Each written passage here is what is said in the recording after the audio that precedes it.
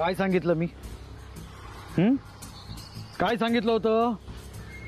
Sir please समजून घ्या, आम्ही पळून जाण्याच्या विचारात नव्हतो. सर मला फक्त माझ्या आईला फोन करायचा होता. आम्हाला वाटलं इथे तुम्हाला वाटण्यापेक्षा मी जे सांगितलंय ते महत्वाचं आहे. नियम म्हणजे नियम, आणि नियम मोडणारी माणसं मला माझ्या नजरेसमोर नको आहेत. सर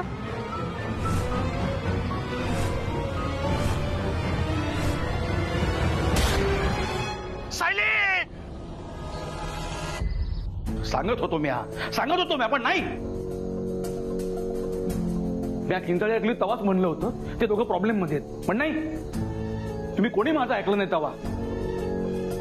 आता तर फायरिंगचा पण आवाज झालाय.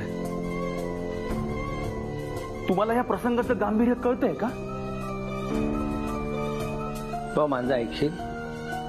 किंचाली जरी ऐकली नाही ना तरी गोळीबाराचा आवाज मी ऐकला तो. अरे मामा, तो मुद्दाच नाहीये. आपण सगळ्यांनी पण हा आवाज ऐकला की नाही? अरे मग पुढे काय करायचं, बोला ना आता. ऐक ना, मी काय म्हणते हन्म्या. काय तुमचं? काय नाटकं चालली आहेत तुमची? एकतर मी तिथे वर चढत नव्हतो, त्यात तुम्ही मला जबरदस्तीने वर चढवलात आणि इथे निघून आलात. ठीक आहे काय? ठीक आहे. हे ओ बाबूराव भाऊ, तुम्ही शिडी काढून आलात, मी खाली कसा उतरणार होतो? उडी मारायची. उडी मारायची काय बोलतो हा माणूस? माझ्या अंगाशी एवढं कोण आवाज चढवला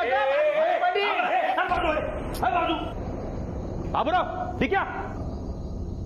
अरे प्रसंग काय, भांडा काय तुम्ही? हन्म्या बरोबर बोलतोय. सायली आणि विकीच्या बाबतीत हे काहीतरी सिरियस मॅटर आहे. भावानं माझं ऐकाल जरा.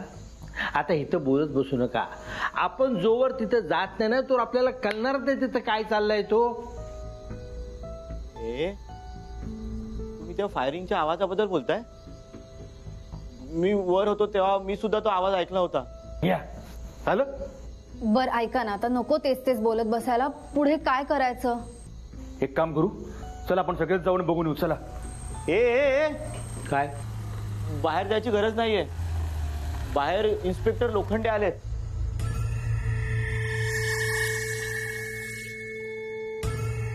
चला. चल चल चल.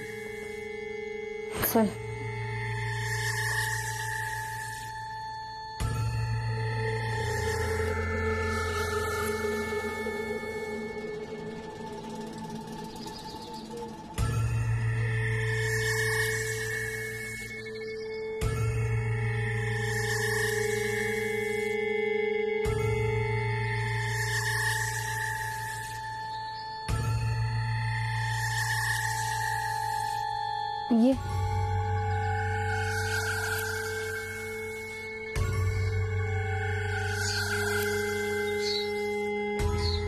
साहेब, बरं झालं तुम्ही यांना घेऊन आलात. हो, आणि तो फायरिंगचा आवाज आला, आम्ही सगळे घाबरलो होतो. हो, आम्हाला यांचीच काळजी वाटत होती. हो सर, म्हणजे तुम्ही यांना आणलं नसतं तर आम्हीच यांना शोधायला बाहेर पडणार होतो. बाहेर पडणार? हो, मी वॉर्निंग दिलेली असताना बाहेर पडणार? इथून जर कोणी गेला ना तर डायरेक्ट जेलमध्येच टाके ना. ही काय जबरदस्ती आहे? काय समजायचे ते समजा. इथे फक्त माझा शब्द चालणार. आम्हालाही काही हाऊस नाही जंगलात फिरायची. काहीतरी काम असतं म्हणून बाहेर पडावं लागतं. सर, आम्ही इथे आल्यापासून अडकून पडलोय. कोणाच्याच फोनला नेटवर्क नाहीये. कुठे आहोत, कुठल्या परिस्थितीत आहोत, आमच्या घरच्यांना काहीच माहित नाहीये. आणि सर, जशी आम्हाला त्यांची काळजी वाटते तशीच त्यांनाही आमची काळजी वाटत असेल ना. हो. आणि सर, तुम्हाला जर असं वाटत असेल की आम्ही तुमच्या ऑर्डर्स फॉलो कराव्या तर तुम्ही सुद्धा आमची मनस्थिती समजून घ्या ना. हो, आमच्या घरच्यांना इथल्या लोकेशन बद्दल आम्ही काहीच सांगितलेलं नाही. त्यात विक्रांतचे बाबा सिरियस आहेत. माझ्या आईला डोळ्यांचा प्रॉब्लेम आहे. कम्युनिकेशनच्या बाबतीत थोडं कोऑपरेट केलं तर आम्हाला तर बरं होईल. हा म्हणजे घरच्यांशी जर कॉन्टॅक्ट झाला तर त्यांचीही काळजी मिटेल आणि आमचंही टेन्शन कमी होईल. सर सर सर प्लीज आम्हाला एकदा आमच्या घरच्यांशी कॉन्टॅक्ट करू द्या प्लीज सर.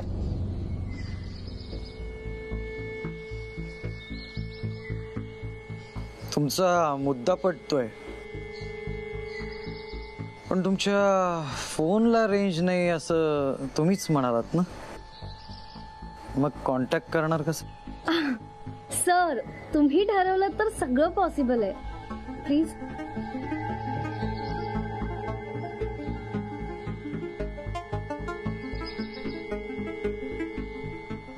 ठीक आहे, तुमच्या सगळ्यांचा नंबर द्या मला. मी घरी कॉन्टॅक्ट करतो आणि सांगतो की तुम्ही रिसॉर्टमध्ये घुसून काय कांड केलेत ते.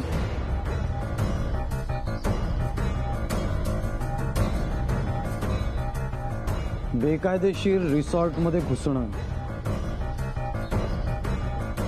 एक माणूस गाडला जाईल एवढा खड्डा उकरून ठेवणं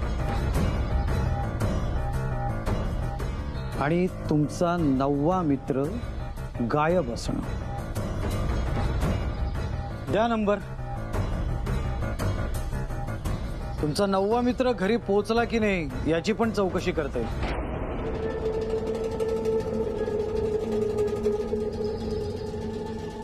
हा पर्याय मान्य नसेल तर दुसरा पण पर्याय आहे माझ्याकडे.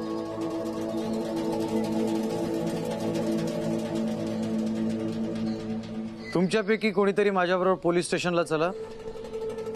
लँडलाईन वरून घरी फोन करा आणि सांगा तुम्ही सुखरूप आहात. बोलणं झालं की मी स्वतः तुम्हाला इथे आणून सोडेन.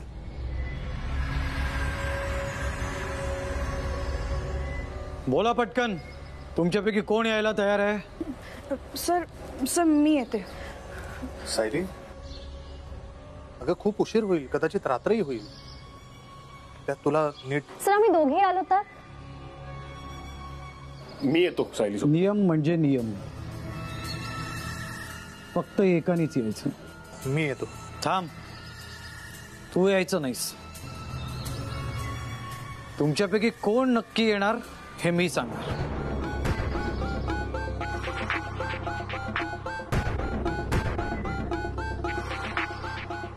येणार का माझ्यासोबत?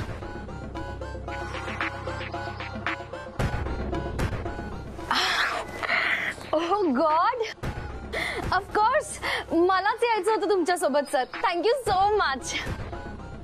काय बोलू पाणी?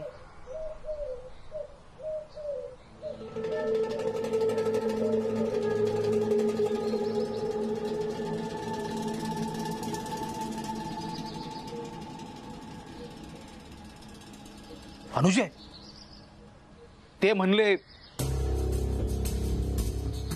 नाही म्हणजे ते म्हणले म्हणून तू का चाललीस नाही का? हो अनु तू कुठेही जायचं नाही असं. हे सायली यार, प्रॉब्लेम काय आहे? तुला प्रॉब्लेम काय ते कळत नाही, हाच प्रॉब्लेम आहे. ए विकी, तू काय बोलतोय ना हेच मला कळत नाही. अरे कम ऑन यार, सर म्हणतायत ना कोणीतरी एकाने यायचं म्हणून. सो मग मी जाण्यात प्रॉब्लेम काय आहे? आणि लिसन यार, रिलॅक्स हा. तिथे गेल्यावर ना मी तुमच्या सगळ्यांच्या घरी फोन करणार आहे. ओके चला सर. अनुजा, तू कुठेही जाणार नाहीयेस. तुम्ही आमच्या मुलांपैकी कोणालाही सांगा, आम्ही यायला तयार आहोत. तुमच्यापैकी कोणाला घेऊन जायचं असतं तर आधीच सांगितलं असतं ना. आधीच खूप टाइमपास झालाय. निघायचं? अहो आलेच, चल.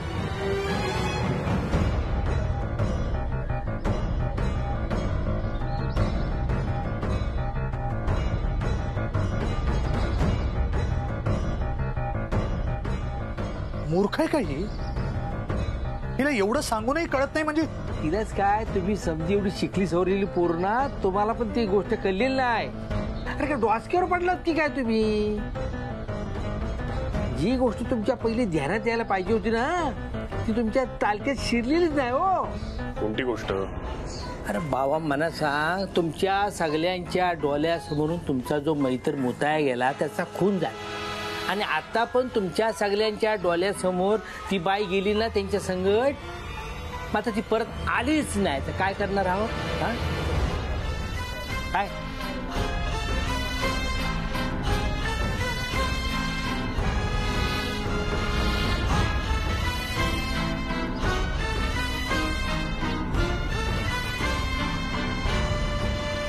ही अनुजा ना खरंच मूर्ख आहे. असं एकटीने निघून जाणं मलाही अजिबात आवडलेलं नाहीये. रोहिणी प्लीज तू स्वतःला नको त्रास करून घेऊस प्लीज. अरे होणारच ना, आपण एवढं समजवलं तरी तरी ती गेली. त्रास होणार नाही का? त्या माणसाची नजर पाहिलीस तू? तो पोलीस असला ना तरी मुलींच्या बाबतीत हैवान वाटतो मला. आणि अशा माणसाबरोबर एकटं जायचं नाही एवढं साधं कळत नाही हिला. आधीच आभ्यामुळे इथे अडकलोय आपण. आता हिच्या बाबतीत काही भलतं सलतं घडलं तर काय करणार आहोत आपण, सांग बरं. रोहिणी अगं नको ना असा विचार करूस प्लीज. आणि आता हे सगळं बोलून काही उपयोग आहे का? हे बघ, जी गोष्ट घडायला नकोय ना त्या गोष्टीचा विचारच नको करायला. अगं पण अनुचं काय? आपण चांगला विचार करूया. हे बघ, माझी खात्री आहे आपली अनु सुखरूप परत येणार आहे. तुम्हा दोघांना असं वाटत असेल की तितक्या सहज सुखरूप इथं परत येईल, पण मला असं वाटत नाही. तो लोखंडे आहे ना, तो अधिकारी कमी आणि हैवानात जास्त वाटायलाय. अरे तो नालायकच आहे, त्याच्या डोळ्यात दिसतं ते. म्हणून मी जायचं म्हणत होतो तिथे, तर तो अनुजाला घेऊन गेला मुद्दाम. आणि ही मूर्ख आपण नाही म्हणत असताना त्याच्याबरोबर निघून गेली. तुमच्या दोघांचं पण जरा चुकलंच नाही का? आमचं काय चुकलं होतं? सायली जेव्हा लोखंडेबरोबर जायला निघाली तेव्हा तुम्ही दोघं लगेच त्या मागोमाग जायला धडपडला होतात. पण हे जेव्हा अनुजाने म्हणलं तेव्हा मात्र काही सुद्धा बोलू नको. आणि हे सायली काय किंवा अनुजा काय, दोघींपैकी कुणीही एकटीने जाऊ नये म्हणून धडपडत होतो आम्ही. आणि तू सुद्धा प्रयत्न केलास ना अनुजाला थांबवण्याचा. काय झालं? थांबली का ती? नाही ना. अरे पण हा हट्ट सायलीने केला असता तर? ती म्हणली असती बुवा जायचंच आहे मला, तर तुम्ही दोघांनी तिला खरंच जाऊ दिलं असतं का? अजिबात नाही. अनुच्या जागी मी असते तर मी नक्कीच एकटी गेले नसते तिथे. मलाही तो माणूस विचित्र वाटतोय ग. नशीब आता तरी तुला कळलं. नाही, तुला कायम सगळे चांगलेच वाटतात ना. पण आता मला अनुचं खूप टेन्शन येतंय यार. तिच्या बाबतीत काही चुकीचं घडलं तर? अरे बोला ना, काय करायचंय? काहीतरी बोला. नाही, मला मान्य आहे आपण अभयच्या घरी काहीच सांगू शकत नाहीये, पण अनुजाचं काय? जर त्या बाबतीत काही वाईट घडलं तर आपण काय करणार आहोत?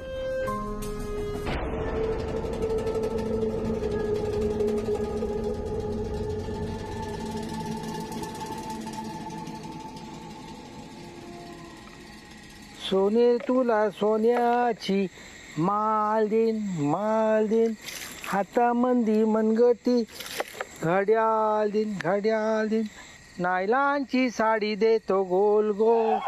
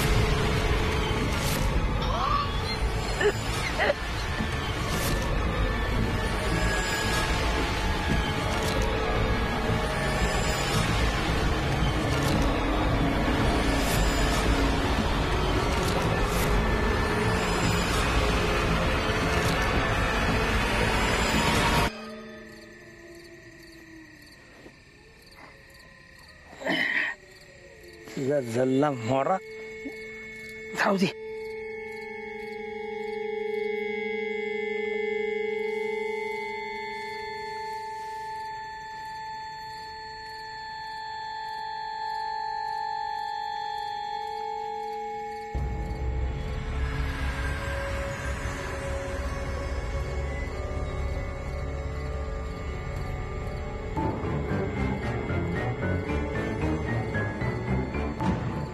हा कुठेतरी पायऱ्याचा का वाटतो. जाऊ दे, मी आधी इथून पळतो आणि मग बघतो.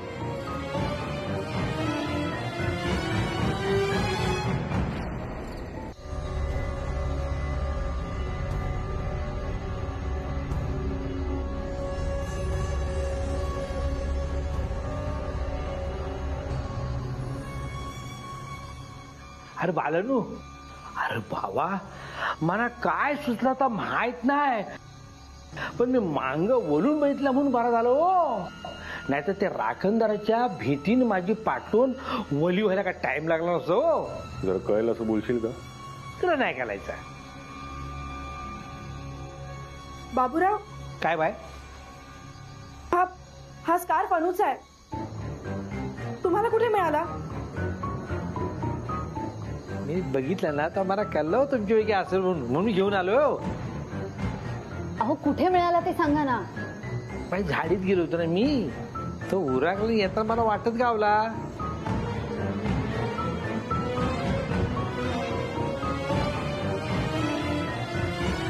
मी तुम्हाला मागापासून काय म्हणालोय तुम्हाला आता तरी कळतंय का? मला आतापर्यंत आपल्या अनुजाची काळजी वाटत होती, पण आता अंगावर काटा यायलाय. जर तिचं काही बरं वाईट झालं ना तर त्याला तुम्हीच जबाबदार असाल. बाबूराव, जेवण झालंय का? करायचं अजून. मजा कर जा. अरे हा आपल्या अनुचाच कर. त्याच्या समोर कशाला ही चर्चा करतोय आता? ऐका ना, आता एकमेकांना दोष देऊन काही होणार नाहीये. चूक अनुजाचीच आहे, पण एवढं समजावलं तिला आणि तरी ती ऐकणार नसेल तर आपण काय करणार?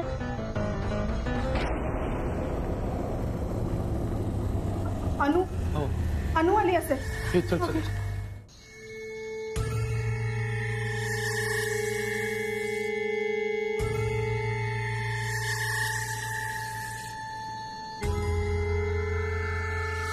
लोखंडे साहेब कुठे आहेत?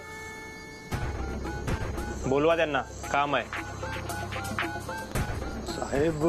साहेब इथे नाही आहेत, ऑफिसला गेले. आम्हाला माहित आहे लोखंडे साहेब इथेच आहेत. ऑफिसवरून इकडे आल्यानंतर ते परत ऑफिसला आलेच नाहीये. म्हणूनच मोठ्या साहेबांनी इथे आम्हाला त्यांना बोलवायला पाठवलंय.